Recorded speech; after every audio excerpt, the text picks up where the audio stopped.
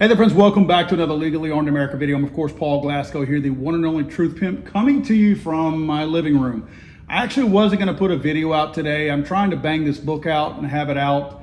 It's going to be debuting over at Goals in Knoxville, Tennessee, the second week of August. And I'm in an editing phase now. The book's written. I'm just having to go through it. And some of it's requiring some pretty major rewrite. Just, wording choices you don't like. But I decided I want to put a video out anyway today because I'm not trying to beat this thing into the ground, but the oddball reaction today of the Trump administration, more specifically Trump, whenever Epstein, the topic of Epstein was brought up at the press conference, very, very strange. Not a natural reaction at all, I didn't think. First, it was just a matter of a reporter was asking Pam Bondi about what we talked about in a video yesterday, the missing 1 minute in the video. And Trump actually interjected, cut her off, and I say cut her off, I don't mean that in a rude kind of way, but I mean, he jumped in to answer the question, and he kind of shamed the reporter for talking about this. And I guess my first thought on that, and I'll show the video here in a second, my first thought on that is, well wait a minute. Y'all put this out yesterday. This news is 1 day old. So what's the sunset on news stories that aren't appropriate to talk about anymore? Are you telling me everything can only be talked about for half a day and then it's over? We have to move on to something else? Because if that's the case, do we need to talk about the big, beautiful bill? Do we need to talk about Ukraine? Do we need to talk about Iran? Do we talk about Israel? I don't understand why Trump felt the need to jump in and do what he did. Check this out. And released yesterday in Jeffrey Epstein, it left some lingering mysteries. One of the biggest ones is whether he ever worked for a American or foreign intelligence agency. The former labor secretary who was Miami U.S. Attorney Alex Acosta, he allegedly said that he did work for an intelligence agency. So could you resolve whether or not he did? And also, could you say why there was a minute missing from the jailhouse tape on the night of his death? Yeah, sure. Could I just interrupt? Are you still talking about Jeffrey Epstein? This guy's been talked about for years. You're asking, we have Texas, we have this, we have all of the things. And are people still talking about this guy, this creep? That is unbelievable. Do you want to waste the time and do you feel like answering? I don't mind answering. I mean, I can't believe you're asking a question on Epstein at a time like this where we're having some of the greatest success and also tragedy with what happened in Texas. It just seems like a desecration, but you go ahead. So that seemed like a super unnatural reaction to me and very unnecessary. In fact, it seemed out of character for Trump.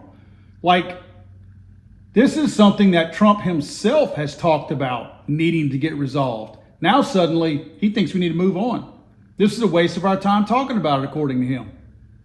I can't wrap my head around that.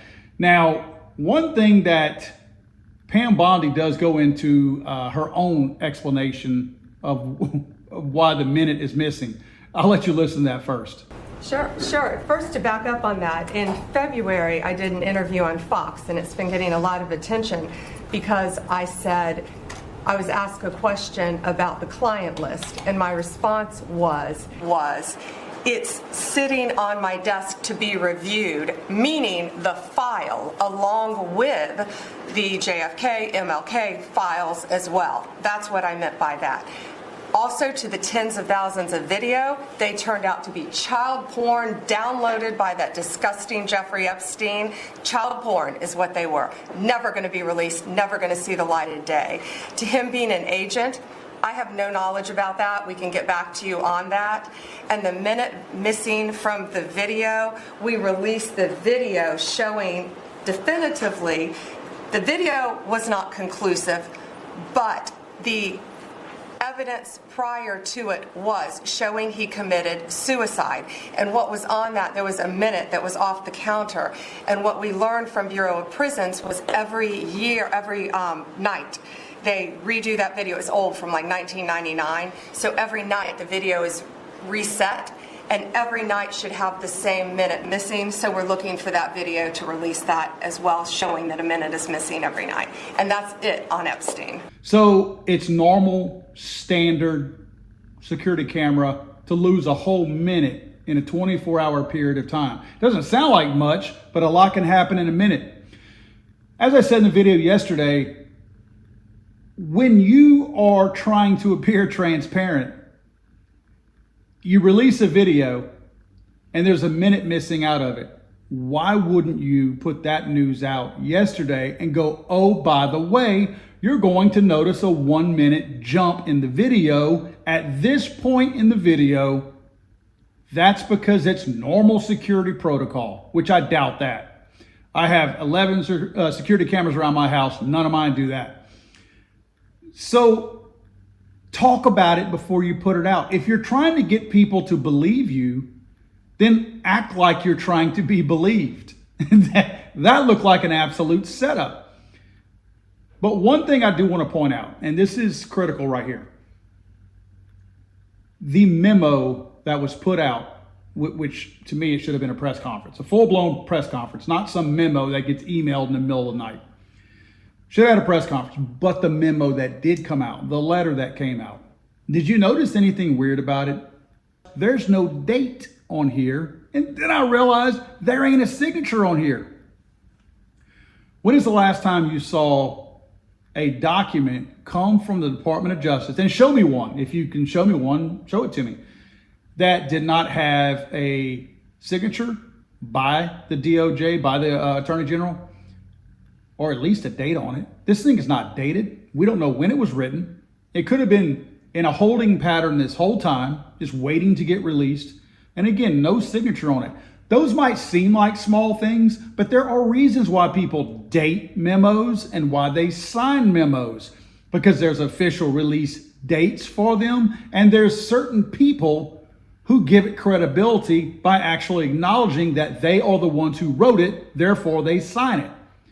As small and minuscule as that may seem, that is a major deletion from this thing. And I want to know, I'm curious, and I'm dead serious about this. I want to know if that changes credibility in any kind of way for the memo. Does it release somebody of something down the road? I mean, there's got to be a reason for it. Did they just forget to put a date on it? I mean, the person that types up memos, it ain't the first memo they typed up. Hey, intern, I want you to type this memo up for me. Oh, I've never done one before. Oh, just wing it. No, people who write memos, there's literally a date field. And then when they get done, it ain't like Bondi goes, oh, I forgot to sign that.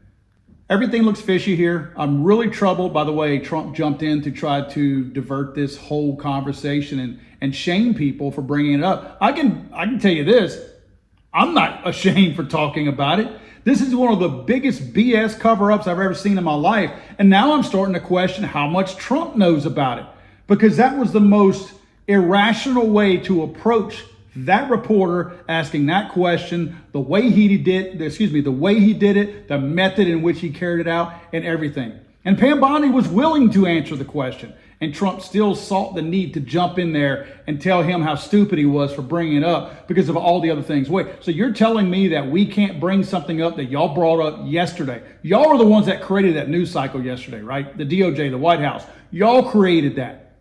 So you're telling me that in one day, we only have enough inventory in our brains to be able to process one or two items like the Texas floods and the wonderful economy that he's talking about. We can't include a third thing. That's just too much for us to process all at once. No, I think we can walk and chew gum at the same time. Something's not right here.